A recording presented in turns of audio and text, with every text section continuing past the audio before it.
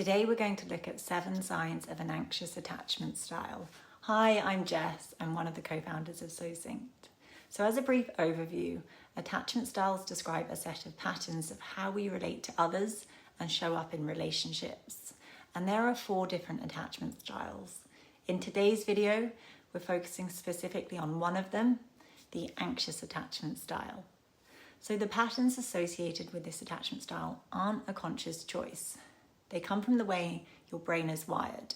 And it is possible to rewire these patterns, just so you know. I work with clients to do just that. So please sign up to our newsletter if you're interested. The link is in the description box below.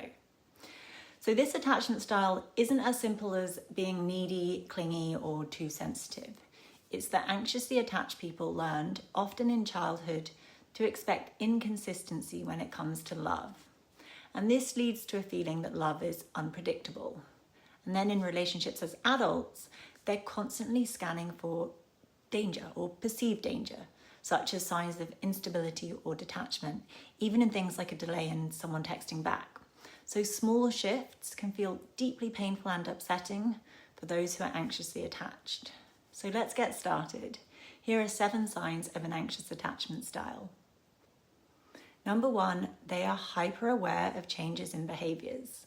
People with an anxious attachment style are highly attuned to even very small shifts in relationship dynamics. So it might be a slightly shorter message, someone's tone changing during a conversation, or like I mentioned, a delay in a reply.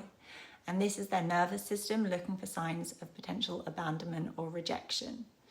And this constant monitoring of micro behaviors isn't a conscious choice.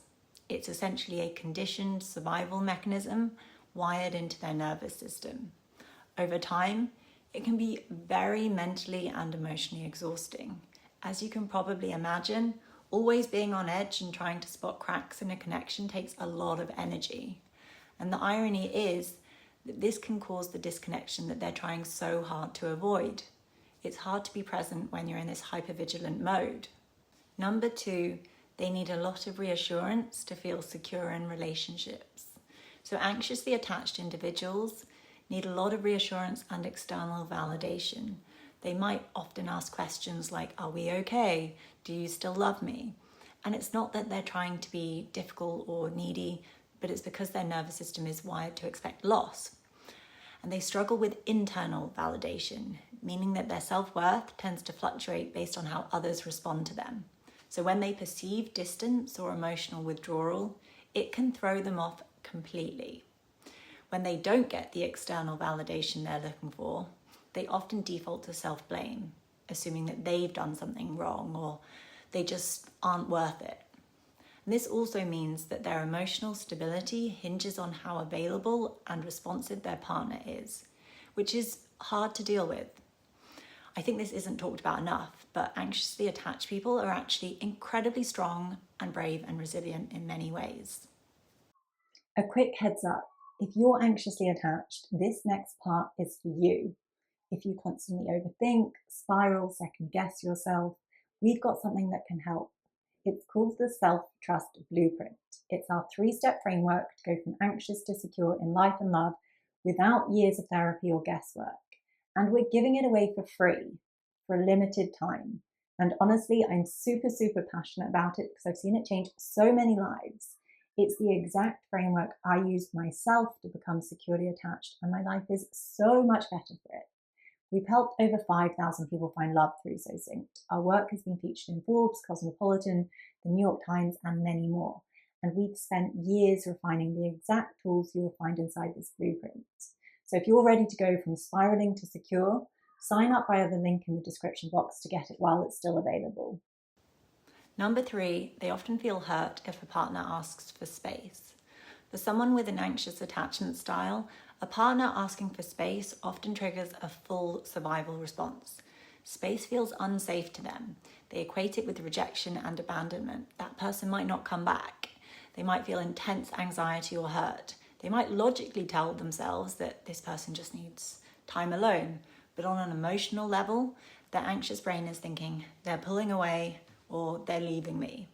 And that feels quite terrifying to them. It can cause compensatory behaviours such as attempts to reconnect immediately, lots of messages or calls, or requests for validation, lots of questions. And this isn't to control the other person, but to soothe the intense fear that the relationship is slipping away. Number 4, they're out of touch with their needs. And this is one I see with clients a lot. Some are very, very disconnected from their needs. I worked with a client recently. She had absolutely no idea what made her happy. And the reason for this is people with an anxious attachment style are often so focused on those around them, they neglect their own needs. So they're constantly tuning into external cues rather than their own emotional signals. And they are hyper aware of other people's needs, but this comes at the expense of paying attention to their own internal signs. They've often spent many, many years, or even usually decades, prioritizing others so much that recognizing their own needs and meeting them feels foreign to them. It's like they forgot how to do it. So anxiously attached people often struggle to know who they really are and what's important to them. Number 5, they worry that they're too much for others to handle. Anxiously attached people crave a huge amount of intimacy. They regulate their emotions through others, and they depend quite heavily on external validation to feel worthy. So intimacy is a kind of lifeline that soothes their inner world, at least temporarily. So they do lean heavily into relationships and spend a lot of time and energy on them. And a lot of anxiously attached people are aware that they need a lot of attention and affection to feel secure. They're generally quite self-aware people, very self-aware. And they may have been told by someone or many people that they're too much. And this can reinforce that their intensity is a burden, which can create a kind of internal tug of war between a deep desire for intimacy and then the fear of being overwhelming. It can also cause them to believe that they're inherently flawed, which can be deeply painful. And of course, that absolutely isn't the case. Number 6, they struggle to set and maintain boundaries. Boundaries can feel almost alien to those with an anxious attachment style. And it might not be conscious, but they view relationships as fragile. So they instinctively avoid anything that they think might disrupt a connection. So they associate things like saying no or asking for space with the idea that they're too much of a burden. To an anxiously attached person, asserting themselves feels incredibly risky because it could confirm their belief that they're unworthy of that person stepping up to meet their needs. They feel on a subconscious level that setting a boundary will push someone away. So most anxiously attached people rarely set boundaries because they would rather the illusion of stability than risk facing rejection. As a result, the lines between who they are and the other person often become blurred, and they may adopt their partner's interests, opinions, and emotional states, often without even really realizing it. I see this happen a lot. Number 7, they constantly overanalyze and overthink. So people with an anxious attachment style often replay interactions again and again in their mind. And this is essentially a coping mechanism where their mind is scanning for signs of withdrawal or disinterest as a way to prepare for the possibility of future rejection. It's an attempt to gain control over potentially deeply painful future situations. So anxiously attached people can go into quite extreme modes of overthinking where they spend a significant portion of their day replaying interactions and looking for hidden meanings. It's not overthinking for the sake of it, it's their nervous system scanning for potential threats to the connection.